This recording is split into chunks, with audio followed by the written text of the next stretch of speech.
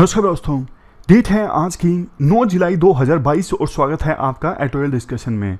आज 4 इश्यूज हम डिस्कस करेंगे डिटेल से। सबसे पहले आर्टिकल डिस्कस करेंगे ट्री प्लांटेशन से संबंधित। दूसरा आर्टिकल हम डेली पायोनियर का डिस्कस करेंगे गरीबी से संबंधित। तीसरा आर्टिकल हम डिस्कस करेंगे बिजनेस स्टैंडर्ड का रोपवेज के प्रोजेक्ट से संबंधित। और चौथा आर्टिकल फिर से हिंदू का बढ़ती हुई हीट से संबंधित है।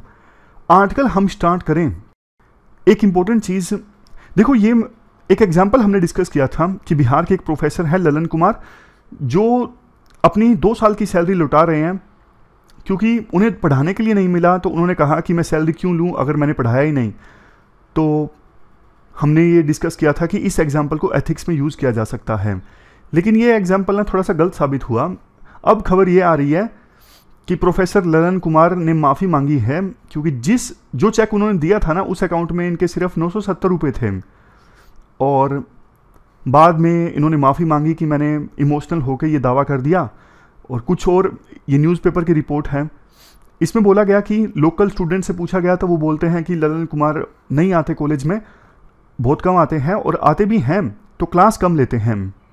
इस खबर पे देखो बात करने का कोई फ़ायदा है नहीं अब, लेकिन एक चीज़ आपने नोटिस की होगी, मैंने पहले भी आपको बताया था, आजकल ना बहुत होने लगा है ऐसा। ब्यूरोक्रेट्स के बारे में मैंने आपको बताया था कि कुछ ब्यूरोक्रेट्स जानबूझ के अपनी पीआर को चमकाने के लिए झूठा बोल देते हैं कि हमने ये किया, ये प्रोजेक्ट हमारी एक बड़ी सफलता है। तो उस वजह से ना पता ही नहीं लगता किसने अच्छा काम किया है, किसका एग्जाम्पल एथिक्स में दे सकते हैं, कौन अपना पीआर करवा रहा है। कई ब्यूरोक्रेट्स तो ऐसे होते हैं सिर्फ मीडिया में उन्होंने काम करवाया है, लेकिन ब्यूरोक्रेट से आपके कोई जानकार है, उनसे आप पूछोगे तो पता लगेगा कि वो एक अच्छा ब्यूरोक्रेट नहीं है। और मीडिया में इतनी ज़्यादा तारीफ होती है कि लोगों को लगता है कि ये तो बहुत अच्छा ब्यूरोक्रेट है, इसने तो बहुत अच्छे अच्छे काम करवाए हैं, लेकिन रियल में उसने काम नहीं करवाया होता। रियल में उसने सिर्फ अपनी इमेज चमकाई होती है, और इमेज चमकाने के लिए बहुत ज़्यादा पैसा भी खर्च किया होता है। लेकिन हम बेचारे एथिक्स में एग्जाम्पल डिस्कस करते रहते हैं कि इस ब्यूरोक्रेट ने अच्छा काम करवाया है। और जो रियल में बहुत सारे ब्यूरोक्रेट्स ऐसे होते हैं जो अच्छा काम करवाते हैं ना, उनका काम कहीं पे नहीं होता। मेरा एक दोस्त है, रूममेट था, राहुल राज, वो अभी तेलंगाना में है डीएम। आप चेक कीजिएगा, आसिफाबाद एक डिस्ट्रिक्ट है। उसको ना इस बार अवार्ड मिला था, जो सिविल सर्विसेज डे के ऊपर में वो गवर्नेंस संबंधित अवार्ड्स नहीं मिलते डीएम में, तो उनको इस बार अवार्ड मिला था। उन्होंने मुझे इनवाइट भी किया था, लेकिन मैं नहीं जा पाया था। उन्होंने ना चाइल्ड मोर्टेलिटी रेट और न्यूट्रिशन संबंधित कुछ बहुत अच्छा काम किया था। तो मैंने उनसे पूछा राहुल से कि राहुल एक बात बताओ यार, इतने सारे एग्जाम्पल्स आते हैं कि इस डीएम ने अच्छा काम किया, तुम्हारा नाम तो कभी नहीं आता। तो इसके जवाब में उन्होंने बोला, देखो अच्छा काम करना और अच्छे काम का नाम होना दोनों अलग अलग चीज़ें हैं।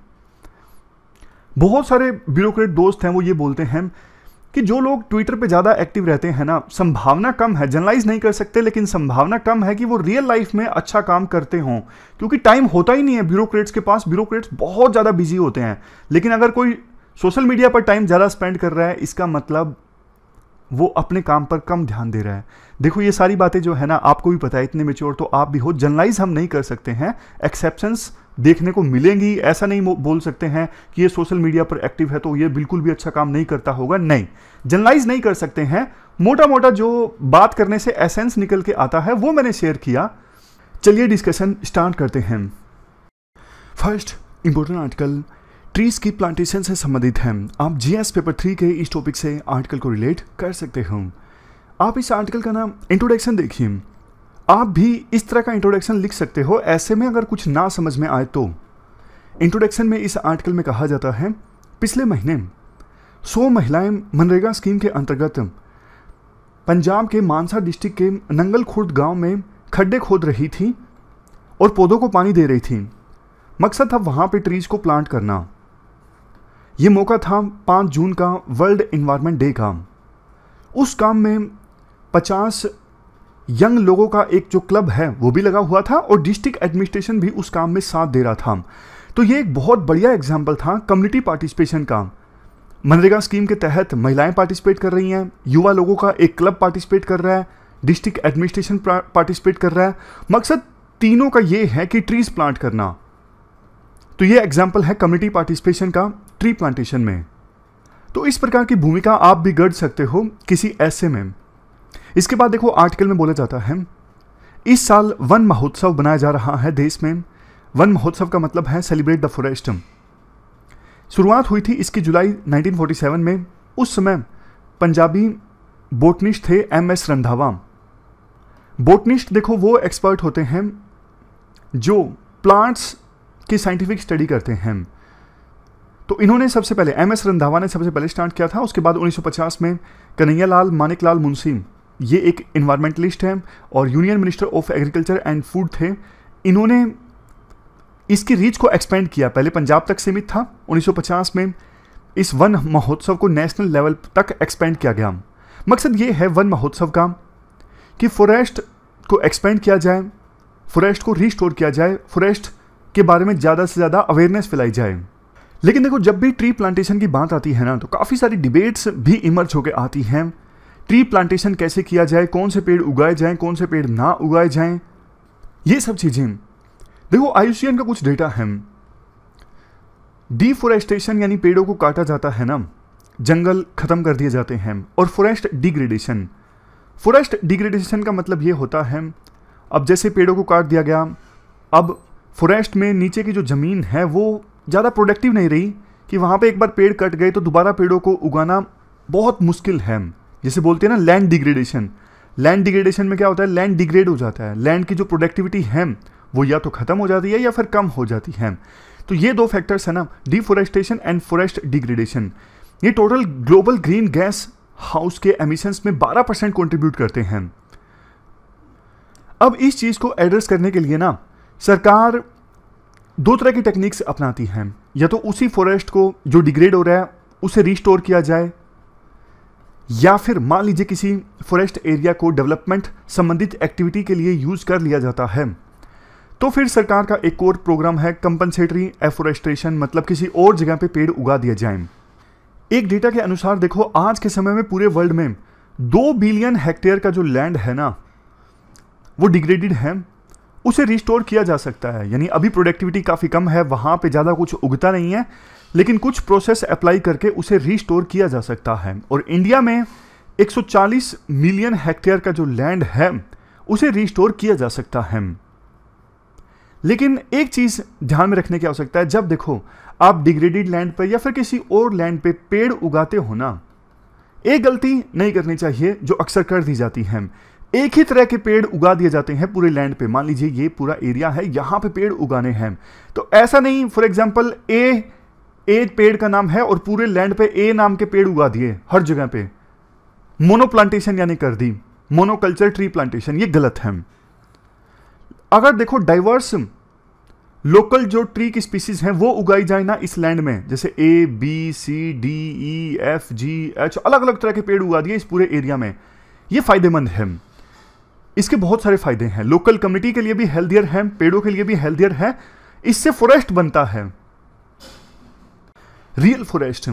जैसे देखो पंजाब में कम्युनिटी जो ट्रीज उगा रही थी ना मानसा डिस्ट्रिक्ट में, वो अलग अलग प्लांट की स्पीसीज उगा रही थी। जैसे सबसे पहली तस्वीर देखिए झंड, दूसरी देसी कीकर और तीसरा फरवान। ये वही झंड है जो बोलते हैं ना लाइफ झंड हो गई। और ज़्यादातर ये जो पेड़ों की स्पीसीज है ना, इनकी सर्वाइवल रेट है 90% से ज़्यादा। इसके बाद ट्री प्लांटेशन के फ़ायदों के बारे में बात की जाती है। ये तो नॉर्मल सी बात है, 6ठी 7वीं क्लास में हम ये पढ़ लेते हैं। पेड़ों को उगाने से क्या फ़ायदे होते हैं, कार्बन डाइऑक्साइड एब्जॉर्ब करते हैं पेड़, तो इसलिए क्लाइमेट चेंज को एड्रेस करने की दिशा में काफ़ी इंपॉर्टेंट है। ह्यूमैनिटेरियन डायमेंशन भी है पेड़ों को उगाने की, जिससे लोकल कम्युनिटीज़ डिपेंडेंट होती हैं पेड़ों के ऊपर, मतलब जंगलों के अंदर या फिर जंगलों के आसपास जो लोग रहते हैं ना, कई बार तो उनकी पूरी जीवन याचिका मतलब जीवन यापन उनका पेड़ों के ऊपर डिपेंडेंट होता है।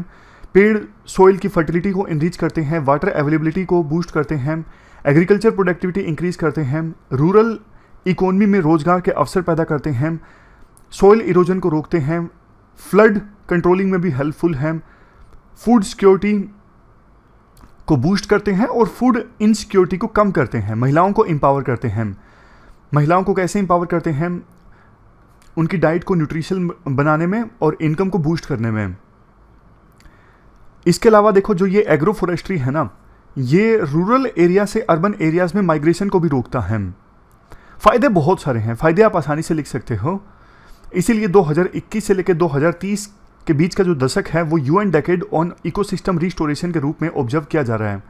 मकसद ये है जो टेरिस्ट्रियल इकोसिस्टम है इंक्लूडिंग फॉरेस्ट जो डिग्रेड हो चुके हैं उनको रिस्टोर करना, चाहे वो लैंड हो या फिर फॉरेस्ट हो। 2011 में बोन चैलेंज लॉन्च किया गया था। मकसद ये था 2020 आते आते 150 मिलियन हेक्टेयर डिग्रेडेड लैंडस्केप को रिस्टोर करना, चाहे वो फॉरेस्ट हो या फिर लैंड हो, और 2030 आते आते 350 मिलियन हेक्टेयर लैंडस्केप को रिस्टोर करना। इंडिया ने भी 2015 में इस टारगेट को ज्वाइन किया और इंडिया ने कमिटमेंट की कि 2030 आते आते हम 26 million hectare of degraded and deforested land को रिस्टोर कर देंगे। और वैसे पेरिस क्लाइमेट चेंज एग्रीमेंट में इंडिया की कमिटमेंट है कि 2030 आते आते हम 2.5 बिलियन से लेकर 3 बिलियन टन के बीच का कार्बन डाइऑक्साइड सिंक जनरेट करेंगे ताकि कार्बन डाइऑक्साइड को एब्जॉर्ब किया जा सके। इसके लिए देखो सरकार ने बहुत सारे प्रोग्राम भी लॉन्च किए हैं, जैसे compensatory afforestation programme, national afforestation programme, national mission for a green India, the Nagar Van scheme, forest fire prevention and management scheme, green skill development programme. इसमें यूथ को स्किल दी जाती है, वो यूथ जो इन्वायरमेंट और फॉरेस्ट सेक्टर में एम्प्लॉयमेंट हासिल करना चाहते हैं। स्टेट गवर्नमेंट्स भी पीछे नहीं है, जैसे तेलंगाना की सरकार ने एक प्रोग्राम लॉन्च किया था बड़े स्केल पे, तेलंगाना को हरिता हरम, बड़े स्केल पर ट्रीज को प्लांट करने का ये प्रोग्राम है। चैलेंजेस देखो काफ़ी हैं। डिग्रेडेड लैंड को रिस्टोर करने के लिए एरिया आइडेंटिफाई करना। ट्री प्लांटेशन में ना ज़्यादा R&D नहीं हो रही है, ज़्यादा रिसर्च एंड डेवलपमेंट होनी चाहिए ताकि ज़्यादा एक्सपर्टीज़ हासिल हो, ट्री कैसे प्लांट किए जाएं, कब किससे फ़ायदा होता है, वो सब चीज़ें। फाइनेंस की दिक्कत आती है, लोकल स्टेक होल्डर्स में कई बार कोऑर्डिनेशन नहीं हो पाता। तो लास्ट में राइटर ये सजेस्ट करते हैं जो लोकल स्टेक होल्डर्स हैं ना, जैसे कम्युनिटी, शुरुआत में हमने डिस्कस किया, वुमेन है, लोकल कोई क्लब है, यूथ है, डिस्ट्रिक्ट एडमिनिस्ट्रेशन है, लैंड ओनर्स हैं, सारे मिलकर अगर काम करें ना, सारे पार्टिसिपेट करें तो बढ़िया ढंग से हम डिग्रेडेड लैंड को रिस्टोर कर सकते हैं, डिग्रेडेड फॉरेस्ट एरिया को रिस्टोर कर सकते हैं।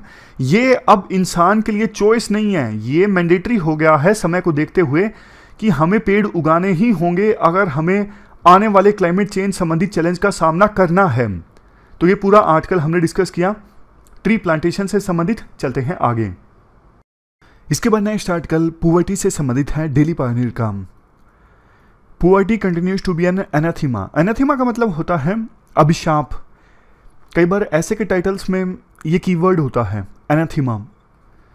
वो ऐसे नहीं होते, ये बून है या फिर बेन है, वरदान है या फिर अभिशाप है, उस समय कई बार इस कीवर्ड का इस्तेमाल होता है ऐसे के टाइटल्स में। आप जीएस पेपर सेकंड के इस टॉपिक से आर्टिकल को रिलेट कर सकते हो। देखो अब्राहम मास्लो की एक थ्योरी है। थ्योरी ये है जब तक इंसान की फिजियोलॉजिकल और सेफ्टी संबंधित बेसिक नीड्स पूरी नहीं होती ना, तब तक हायर नीड्स को पूरा करना, जैसे ग्रोथ संबंधित नीड्स और सेल्फ एक्चुअलाइजेशन संबंधित नीड्स, उनको पूरा करना बहुत इम्पॉसिबल है। सिंपल भाषा में बताता हूँ, ये थोड़ा टेक्निकल वर्ड्स में हो गया। देखो एक इंसान की ना कई तरह की नीड्स होती हैं, जैसे फिजियोलॉजिकल नीड्स जो रहने के लिए, मतलब जीवित रहने के लिए जरूरतें हैं। खाना आप खाओगे नहीं तो जीवित कैसे रहोगे, पानी पियोगे नहीं तो जीवित कैसे रहोगे, रेस्ट करना, वार्मथ, जैसे कई सर्द इलाके होते हैं वहाँ पे गर्मी प्राप्त करना भी एक बेसिक नीड है। तो ये है फिजियोलॉजिकल नीड्स। उसके बाद इंसान की दूसरी नीड्स होती हैं सेफ्टी संबंधित नीड्स, जैसे सिक्योरिटी, सेफ्टी।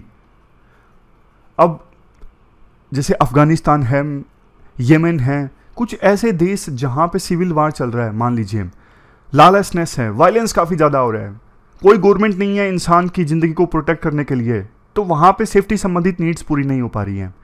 उसके बाद नीड्स हैं बिलोंगिंगनेस एंड लव नीड्स, जैसे फ्रेंड्स, फैमिली मेम्बर्स। उसके बाद एस्टीम नीड्स, आदमी की प्रतिष्ठा होनी चाहिए, कुछ अचीव किया है। जैसे ही आप लाइफ में कुछ अचीव करते हो आपकी सेल्फ रिस्पेक्ट, एस्टीम, प्रतिष्ठा ये बढ़ जाती हैं। उसके बाद नेक्स्ट है सेल्फ एक्चुअलाइजेशन। इसका मतलब है अपने फुल पोटेंशियल को अचीव करना, इंक्लूडिंग क्रिएटिव एक्टिविटीज़ करना।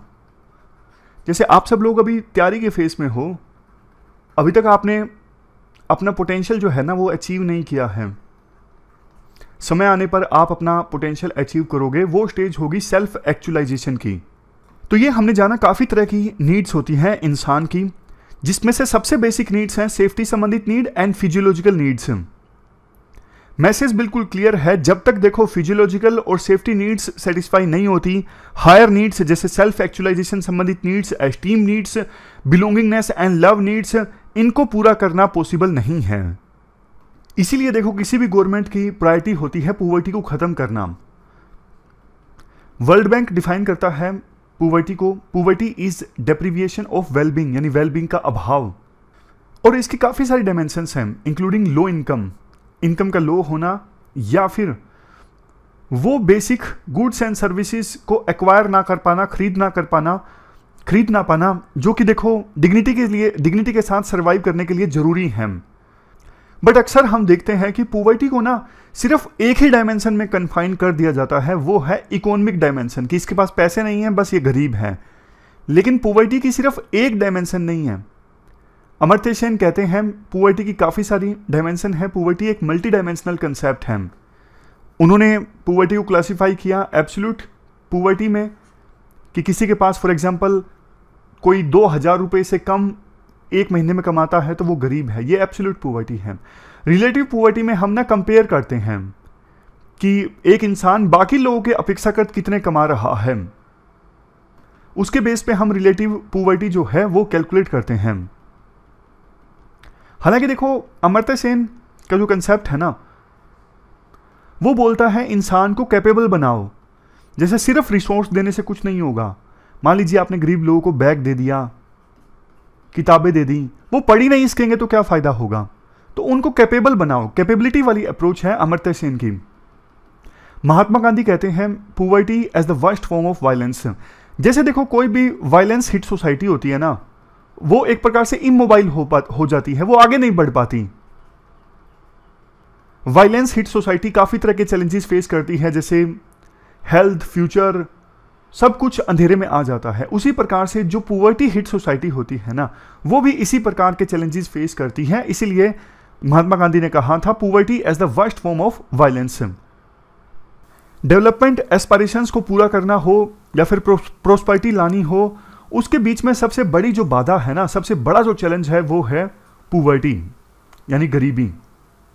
आज भी हमारे देश की 1/3 जो पॉपुलेशन है ना, वो पॉवर्टी लाइन के नीचे रहती है, और सरकार की प्रायोरिटी यही है पॉवर्टी को ख़त्म करना। काफ़ी सारे प्रोग्राम्स भी सरकार ने लॉन्च किए हैं, जैसे मनरेगा है, SGSY, इसका क्या फुल फॉर्म है इसकी, ये स्कीम पहले हुआ करती थी ना, स्वर्ण जयंती ग्राम स्वरोजगार योजना, ऐसा कुछ नाम है।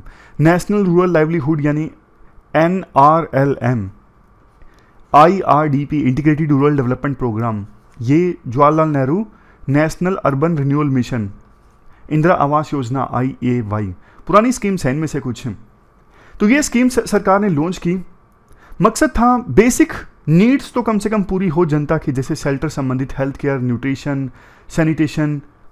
बट देखो अब हम आज़ादी के 75वें साल में हैं, मतलब आज़ादी मिले 75 साल पूरे हो चुके हैं, बावजूद इसके पॉवर्टी तो देश से ख़त्म नहीं हुई है। रीजंस कुछ भी हो सकते हैं, सोशल, पॉलिटिकल, ब्यूरोक्रेटिक, लेकिन हैं, मतलब पॉवर्टी तो अभी भी है। रीजंस की बात करें ना, rapid growth of population, lack of education, unemployment, इसके अलावा illiteracy, low rate of economic development, low productivity in agriculture, unemployment, social factors and inclusion. कुछ और फैक्टर्स की बात करें, early marriage of girls, illiteracy, poor health conditions, lack of access to finance resources, small land holdings, ये सब reasons हैं poverty के। एक छोटा सा एग्जांपल देते हैं राइटर, कैसे पॉवर्टी और पॉपुलेशन ग्रोथ आपस में लिंक्ड हैं। जैसे देखो पॉपुलेशन ज़्यादा होगी तो इलिटरेसी होगी, तो गरीबी होगी। अगर गरीबी होगी तो इसका मतलब परिवार ज़्यादा पढ़ नहीं लिख का, ज़्यादा बच्चे पैदा किए तो पॉपुलेशन ज़्यादा होगी, तो ये विशियस साइकिल चलता रहता है। अब आर्टिकल कंक्लूजन की तरफ आता है। मार्टिन लूथर किंग जूनियर ने कहा था पॉवर्टी का जो अभिशाप है ना, इसका हमारी एज में होना, इसका कोई जस्टिफिकेशन नहीं है, यानी पॉवर्टी नहीं होनी चाहिए हमारी एज में। ये वर्स्ट फॉर्म ऑफ डिप्रीवेशन है जो ह्यूमन बींग्स से सफ़र कर सकते हैं। इससे ह्यूमन बींग्स बहुत सफ़र करते हैं, बहुत से लोग क्राइम की तरफ आ जाते हैं गरीबी की वजह से। सोसाइटी में इंटीग्रेट नहीं हो पाते, कुछ एब्सोल्यूट पॉवर्टी से सफ़र करते हैं, कुछ रिलेटिव पॉवर्टी से। इससे ना सिर्फ देश की जो ग्रोथ है वो प्रभावित होती है, बल्कि नुकसान भी होता है। नेशन की socio economic growth, cultural growth और पॉलिटिकल जो इन्वायरमेंट है ना वो भी खराब होता है। डेवलपमेंट अच्छे से नहीं हो पाती, जैसे टेक्नोलॉजिकल फील्ड में, प्रोडक्शन में और सोशो इकोनॉमिक वेलफेयर में इंप्रूवमेंट नहीं हो पाती। मतलब बहुत सारे नुकसान होते हैं गरीबी की वजह से, ना सिर्फ उस पर्सन को जो गरीब है बल्कि पूरे देश को, पूरे समाज को। तो ये हमने पूरा आर्टिकल डिस्कस किया गरीबी से संबंधित। चलते हैं आगे। इसके बाद नेक्स्ट आर्टिकल तो रोप वेज के बारे में है। रोप वेज आपने देखा होगा, पहाड़ों में अक्सर इस प्रकार के रोप वेज हम देखते हैं। इनका इस्तेमाल होता है एक स्थान से दूसरे स्थान पर जाने के लिए। आप जीएस पेपर 2 के इस टॉपिक से और जीएस पेपर 3 में जो इंफ्रास्ट्रक्चर है ना वहां से भी इस आर्टिकल को रिलेट कर सकते हो। यूनियन फाइनेंस मिनिस्टर ने अपनी बजट स्पीच में ये कहा था, ये रोप वेज जो है ना सिर्फ ट्रांसपोर्ट का एक सोल्यूशन है बल्कि टूरिस्ट अट्रैक्शन भी है। कोलंबिया में ये काफी इस्तेमाल होते हैं। कोलंबिया के जो कैपिटल है ना बोगोटा, वहां पे एक बहुत बड़ा रोपवे का प्रोजेक्ट चल रहा है। ये सिटी के 2 लो इनकम नेबरहुड को, हाईएस्ट पॉइंट्स को आपस में कनेक्ट करता है। तो इस रोपवे प्रोजेक्ट की सहायता से पर आवर 3600 पैसेंजर्स जो हैं वो ट्रैवल कर सकते हैं। 7 लाख जो रेजिडेंट्स हैं ना उनको फ़ायदा होगा। पहले टाइम लगता था 60 से 90 मिनट का, अब सिर्फ 10 मिनट का। हमारे देश में भी ब्रह्मपुत्र रिवर के ऊपर ये रोपवे का प्रोजेक्ट है। 1.8 किलोमीटर लंबा प्रोजेक्ट है। पहले टाइम लगता था कम्यूटिंग में 45 मिनट्स, फेरी से फॉर एग्जांपल कोई बोट वगैरह से पहले नदी पार किया करते थे पैसेंजर्स, अब रोपवे से पार करते हैं तो सिर्फ 10 मिनट लगती है। रोपवे का देखो पोटेंशियल काफ़ी ज़्यादा है, फायदे भी हैं, कम लागत आती है, लैंड एक्वायर नहीं करना पड़ता, जल्दी से प्रोजेक्ट कंप्लीट हो जाता है, इन्वायरमेंट फ्रेंडली है, ज़्यादा इन्वायरमेंट को नुकसान नहीं पहुंचता। और एक जो मिथ है कि रोपवे से कम लोग ट्रेवल कर पाते हैं, वो सिर्फ मिथ है। एक अनुमान के अनुसार 1 घंटे में 10,000 पैसेंजर जो हैं वो रोपवे की सहायता से पार कर सकते हैं, मतलब एक स्थान से दूसरे स्थान पर जा सकते हैं। और जहां पे स्टीप ग्रेडियंट है ना, मतलब स्लोप है, जैसे पहाड़ हैं, वहां पे रोड बनाना मुश्किल होता है, लेकिन रोपवे का जो प्रोजेक्ट है जल्दी से कंप्लीट किया जा सकता है, लैंड का भी मैक्सिमम यूटिलाइजेशन हो जाता है। तो ये सारे एडवांटेजेस हैं रोपवे प्रोजेक्ट से। अब देखो हमारे देश में ना रेगुलेशन सही से होना चाहिए। ज़्यादा से ज़्यादा रोपवेज के प्रोजेक्ट बन रहे हैं, तो ministry of road transport and highways के अंतर्गत एक अलग से ब्रांच है, national highways logistic management limited. इसको असाइन किया गया है रोपवेज के डेवलपमेंट का सारा जो काम है ना, इस ब्रांच को असाइन किया गया है। तो रेगुलेशन अच्छे से होना चाहिए इस सेक्टर का, अदरवाइज तो देखो एक्सीडेंट्स हो सकते हैं, जैसे झारखंड के देवघर डिस्ट्रिक्ट में हुआ था।